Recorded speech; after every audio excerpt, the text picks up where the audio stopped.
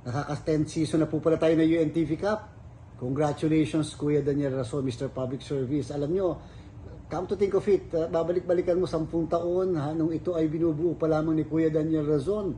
Ngayon, isang kilalang-kilala na talagang sports and charity, at the same time, liga ng public servants. Alam nyo, napaka-importante ito, lalong-lalo na sa mga ahensya ng pamahalaan, sa mga empleyado, kawani, mga opisyal ng pamahalaan na nagtutunggalian sa pamamagitan ng palakasan. Napaka-importante sapagkat at least hindi tunggalian sa pamamagitan ng salitaan, kung hindi sa sports po. Napaka-importante sapagkat at least pinapabuti natin ang pagsasamahan ng mga ahensya ng pamahalaan. Napakaganda, napakaayos, at talagang well-organized po itong UNTV Cup. At dahil dyan, ang pamunuan po ng Commission Elections ay nakikisapi sa UNTV Cup kay Kuya Daniel Razon at sa lahat po na bumubuo ng UNTV Cup. Maging matagumpay po sana ang 10th season natin at mga susunod pang 10, 20, 30 seasons ng UNTV Cup. Mabuhay po kayo!